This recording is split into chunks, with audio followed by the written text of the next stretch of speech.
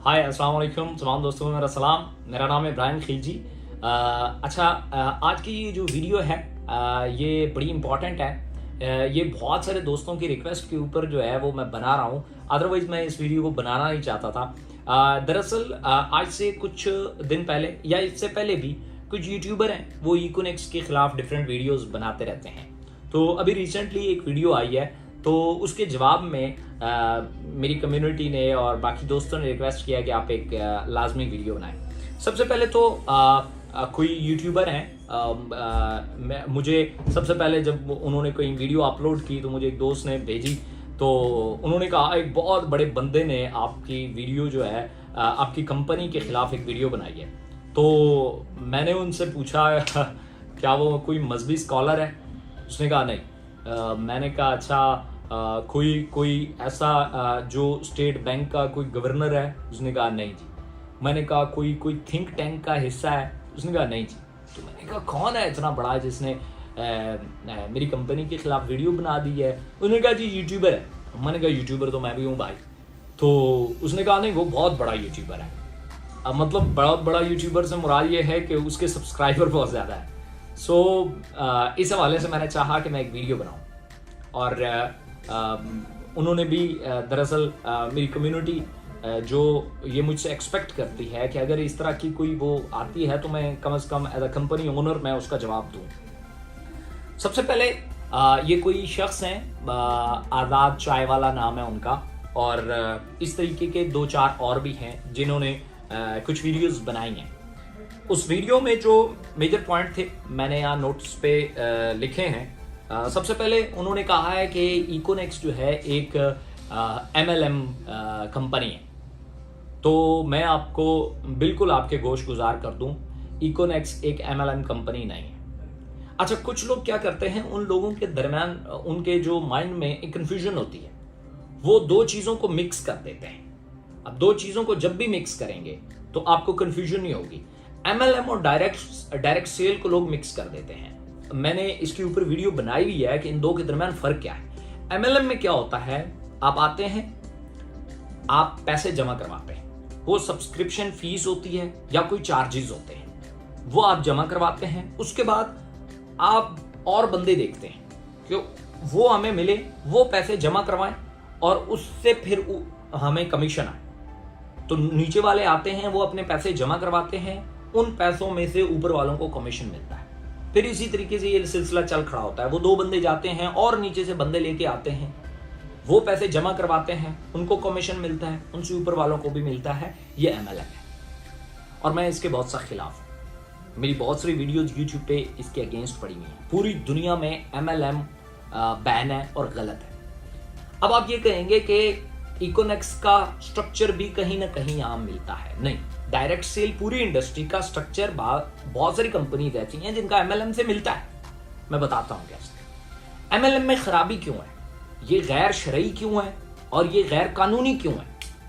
क्योंकि MLM में जो बॉटम लाइन पे आ गया, जो आगे से बंदों से पैसे ना जमा करवा सका, उसके अपने पैसे जाया हो जाते हैं। 2 बंदे आए, उन्होंने 4 बंदों के पैसे जमा करवाए तो उन्हें कमीशन मिला। 4 ने 8 के, 8 ने फिर 16 के, 16 ने 32 के। फिर एक टाइम आता है कि 2 अरब लोग आएंगे, वो पैसे तब कमाएंगे जब आगे 4 अरब लोग पैसा जमा करवाएंगे। अब 4 अरब को फायदा तब होगा जब 8 अरब लोग पैसे जमा करवाएंगे। तो ये डुएबल नहीं है और ये कोई बिजनेस भी नहीं है। इसको हम मनी गेम बोलते हैं, मनी गेम। अब डायरेक्ट सेल क्या होता है?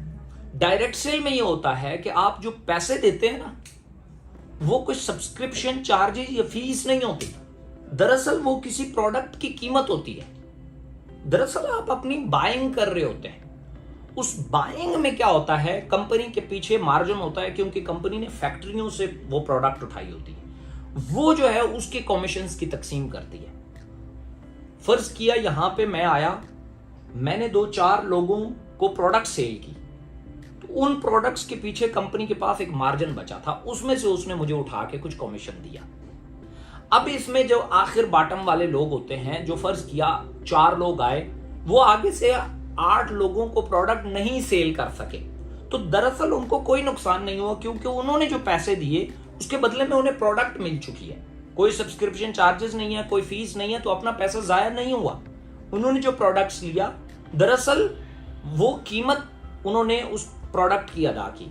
नंबर 1, उस प्रोडक्ट्स के बारे में मैं क्या कहता हूं, वो रिटेल प्राइस पे होनी चाहिए, उनकी प्राइसें बूस्ट नहीं होनी चाहिए। ऐसा नहीं है कि 800 रुपए की चीज 8000 में आपको दी जा रही हो, ऐसा नहीं होना चाहिए। और दूसरी बात, वो मार्केट की प्रोडक्ट्स होनी चाहिए ताकि उसको मार्केट में आप सेल भी कर सकें या वो आपकी किसी काम की हो, उसे आप यूज कर सकें। इकोनेक्स जो आपको प्रोडक्ट्स देती है, वो पहली बात तो ये, इकोनेक्स की कोई फीस नहीं है, कोई सब्सक्रिप्शन चार्जेस नहीं है। इकोनेक्स जो आपसे पैसे लेती है वो प्रोडक्ट्स के लेती है। जिन प्रोडक्ट्स पे आम मार्केट की प्रोडक्ट है, रिटेल प्राइस प्रिंट है, उसको आप बेच भी सकते हैं और यूज भी कर सकते हैं। छोटे पैकेजेस हैं तो उनमें उनको हम प्रोडक्ट बंडल बोलते हैं। उनमें चूंकि उनकी कीमत कम है तो उसमें मार्जिन भी कम होता है और प्रोडक्ट्स की चॉइसेस भी कम होती हैं। जो पैकेजेस या प्रोडक्ट बंडल बड़े होते हैं उनमें, जैसे हमारा सबसे बड़ा बंडल है जिसका जिक्र उन्होंने किया हुआ है कि ये इनका कोई इन्वेस्टमेंट ब्रैकेट है या प्लान है, हमारा कोई इन्वेस्टमेंट नहीं है। अगर कोई हमें 17,000 रुपए देता है तो हम उससे 17,000 की प्रोडक्ट्स देते हैं जिनकी रिटेल प्राइस अगर निकाली जाए, काउंट की जाए तो मार्केट में वो 19-20 हजार रुपए की बनती है। वो हम पैसे जो हैं वो 17,000 रुपए में देते हैं वो, और उसके बाद हम कमीशन देते हैं। उसमें मार्जिन्स भी हैं और उसके बाद उसमें बहुत सारी जो है वो प्रोडक्ट्स भी मिल जाती। उन प्रोडक्ट्स को आप बेच सकते हैं जिसमें मसाला जात हैं, किचन आइटम है, इलेक्ट्रॉनिक्स की हैं, डिटर्जेंट्स हैं, परफ्यूम्स हैं, क्रीमें हैं। ऑनलाइन स्टोर के ऊपर 2000 प्लस प्रोडक्ट है। और उसके बाद अगर कोई शख्स हमारे ऑनलाइन स्टोर के ऊपर एक प्रोडक्ट भी सेल कर देता है, कोई बंदे नहीं लाता, कोई बंदे ज्वाइन नहीं कराता, तब भी उसे कमीशन मिलते हैं। हमारा तो बंदे जोड़ने वाला काम ही नहीं है। तो सबसे पहले मैं उन भाई की जो तहकीक है, चूंकि यूट्यूबर का एक सबसे बड़ा प्रॉब्लम ये होता है, वो 4 वीडियोस देखता है यूट्यूब पे, उसके बाद अपनी एक वीडियो बना देता है, दैट्स इट। उसके बाद वो यूट्यूब वीडियो में एक जिक्र हुआ है कि जी इनके पास इन्वेस्टमेंट है, ये कहते हैं कि हम ऑनलाइन शॉपिंग कर रहे हैं, ऑनलाइन हम कारोबार कर रहे हैं, आप आए हमारे साथ इन्वेस्टमेंट करें। इन्वेस्टमेंट कभी भी हम लोगों से 3,000 या 17,000 रुपए की इन्वेस्टमेंट लेंगे? हमारे तो लाख 2-2 लाख के पैकेज होने चाहिए। हमारा तो कोई पैकेज नहीं है 1 लाख रुपए का, हमारा 17 से ऊपर कोई प्रोडक्ट बंडल ही नहीं। और हम कोई इन्वेस्टमेंट, मैं उन्हें चैलेंज करता हूं, सिंगल बंदा निकाल के लाएं, सिंगल बंदा all over the Pakistan, 2 lakh plus community है हमारी, जो ये कहे कि हम मुझसे इकोनेक्स ने 1 रुपया भी इन्वेस्टमेंट के बेस पे लिया, या मुझे कहा है कि ये पैसे लगाओ और इसके बदले में हर हफ्ते या हर महीने तुम्हें पैसे मिलेंगे। एक बंदा, इट्स माय चैलेंज। मैं ये आपको कह रहा हूं, इनकी असल में इन्होंने यूट्यूब की कुछ वीडियोस देखी हैं एंड दैट्स इट। उसके बाद जी फिर उन्होंने हमारी वेबसाइट से एक ब्लॉग पेज निकाला और उसे कहा कि जी ये ओनर है इब्राहिम खिलजी और साथ कोई गोरा है जिसका इस कंपनी से कोई ताल्लुक नहीं है। भाई उस डिटेल को पूरा पढ़ो तो सही। और ऊपर उन्होंने उसको हाइड कर दिया जहां ब्लॉग पेज लिखा हुआ है। ब्लॉग किसी के बारे में भी हो सकता है, आप एक इंफॉर्मेशन लिखते हैं किसी भी बंदे के बारे में। अब वो जो बंदा है वो डायरेक्ट सेल इंडस्ट्री में जो टॉप की कंपनी है उसका सीईओ है, उसका ब्लॉग लिखा हुआ है कि वो इस इंडस्ट्री के बारे में क्या कह रहा है। इसमें कौन सी गलत बात है? उसमें हमने कहां मेंशन किया है कि ये बंदा जो है इसका इकोनेक्स से कोई ताल्लुक है? लेकिन लोग नहीं जानते ना, क्योंकि 5 मिनट की वीडियो में उन्होंने खाली उसकी तस्वीर दिखाई और आगे गुजर गए। और बहुत बड़ी रिसर्च की उन्होंने, उसमें उन्होंने कहा कि जी ये मेरी रिसर्च है कि ये गोरा इनकी कंपनी से इसका कोई ताल्लुक नहीं है। भाई इस इंडस्ट्री का बंदा है। ये ऐसा ही है जैसे फर्ज किया हम पाकिस्तान में स्पीकर्स की बात करते हैं तो 2-4 टॉप के स्पीकर का नाम ले लेते हैं, तो इसका क्या मतलब हुआ कि को मेरा फुफ्फी का पुत्र या मासी का पुत्र हो गया? हाँ नहीं भाई, क्या हो गया? उसके बाद उन्होंने कहा जी इनके ऑफिस में, अच्छा उन्होंने कहा मैंने अपनी एक टीम भेजी रिसर्च के लिए। ये उनकी रिसर्च थी। मैं उनकी रिसर्च पे हैरान हूँ यूट्यूबर की। अगर रिसर्च नहीं आती, आप बैठो, मैं खुद रिसर्चर हूँ, और बैठो मैं आपको बताता हूँ रिसर्च क्या होती है। ठीक है, उन्होंने रिसर्च की और उन्होंने अपनी एक टीम भेजी जिन्होंने हमारे बंद ऑफिस के जो अब दरवाज़ा था उसकी एक तस्वीर ली, जो उन्होंने अपनी वीडियो के ऊपर भी लगाई। मैं चूंकि हॉस्पिटलाइज था, मुझे डेंगू हुआ था, सो मैं तो यहाँ नहीं था, लेकिन मेरे स्टाफ ने बताया कि एक दो लड़के आए, उन्होंने कहा हमें इन्फॉर्मेशन चाहिए। तो कहता है मैंने उन्हें कहा आप बैठें, मैं प्रेजेंटर को बुलाता हूँ, जो हमारे प्रेजेंटर हैं। कहता है मैंने उन्हें कॉल करने की कोशिश की, तो वो मैं अंदर गया उन्हें कॉल करने के लिए, तो वो बाहर से तस्वीरें लेके भाग गए। कहता मैं जब बाहर निकला, दरवाजा खोला तो भाग रहे थे। तो मैंने कहा पता नहीं क्यों भागे हैं। तो दरअसल ये उनकी रिसर्च थी और ये उनकी रिसर्च टीम थी। और हमारे दरवाजे हर किसी के लिए ओपन रहते हैं भाई, यहाँ कोई भी शख्स आता है। आप बेशुमार लोगों के साथ मेरी वीडियोस देखते हैं, पिक्चर्स देखते हैं, आता है, बैठते हैं, हम उनके साथ आइडिया शेयर करते हैं। हमारा काम ही यही है कि हम बेसिकली अपना जो हमारा आइडिया है वो हम लोगों के साथ शेयर करें। आप में से कोई बंदा आए बैठे मेरे साथ डायरेक्टली बात करें, मैं बताता हूं हमारा आइडिया क्या है। उसके बाद एक एससीसीपी के नोटिस की बात की गई। अच्छा, जिस एससीसीपी का नोटिस भाई साहब बता रहे हैं वो 1 साल बाद बता रहे हैं। ये नोटिस जब आया था, चूंकि बहुत सारे लोग इस इंफ्रास्ट्रक्चर को देख के ना एमएलएम का गुमान करते हैं, और वो ठीक है, क्योंकि आप में से बेशुमार लोगों को ये लगता होगा कि यार ये तो एमएलएम ही है, वो पिरामिड ही बन रही है। तो मैं आपको बता देता हूं, बेसिकली पिरामिड हमारे सिस्टम में कहीं पे कोई बंदा शो करके दिखा दे कि ये देखें ये पिरामिड बनी हुई है, ट्री जिसे कहते हैं, हमारा तो नहीं है। दूसरी बात, अगर कोई इस इंफ्रास्ट्रक्चर को सिर्फ इस इंफ्रास्ट्रक्चर को गलत कहता है, तो मैं आपको बता दूं कि ये जो इंश्योरेंस जितनी भी कंपनी है, इन सब के सेम इंफ्रास्ट्रक्चर है। उस सब मल्टी लेवल में आते हैं कि एक बंदा है, वो एक इंश्योरेंस सेल कर रहा है, उस इंश्योरेंस में से उसे कमीशन जाता है, उसका सुपरवाइजर है उसको भी जाता है, उसका ऊपर मैनेजर है उसको भी जाता है, एरिया मैनेजर है उसको भी जाता है कमीशन, जोनल मैनेजर को भी जाता है, कंट्री हेड तक कमीशन जाते हैं। तो अगर इंफ्रास्ट्रक्चर के ऊपर सवाल है तो फिर तो सवाल ही कुछ और है। खैर, इस इंफ्रास्ट्रक्चर की बेस पे बहुत सारे वो जो है वो हमें करते हैं। हम एससीसीपी से रजिस्टर्ड हैं, एससीसीपी ने नोटिस भेजा, भाई तुम्हारे खिलाफ ये को बात आ रही है कि तुम ये कर रहे हो। और हमने उसे, अब जब ये 2 तारीख को आया था, 4 तारीख को मैंने खुद ग्रुपों में भेजा था अपनी कम्युनिटी को। मुझे नहीं लगता इकोनेक्स का कोई भी शख्स जिसके पास ये एससीसीपी का नोटिस मौजूद ना हो, क्योंकि मैंने खुद शेयर किया हुआ। और फिर ये बात हमारी एससीसीपी के साथ 8, 9, 10 महीने चली है, और 8, 9, 10 महीने बाद अल्लाह का शुक्र है हमने उन्हें अपना पूरा आइडिया, पूरा इंफ्रास्ट्रक्चर, पूरी डिटेल, पूरी डॉक्यूमेंटेशन के साथ क्लियर किया है।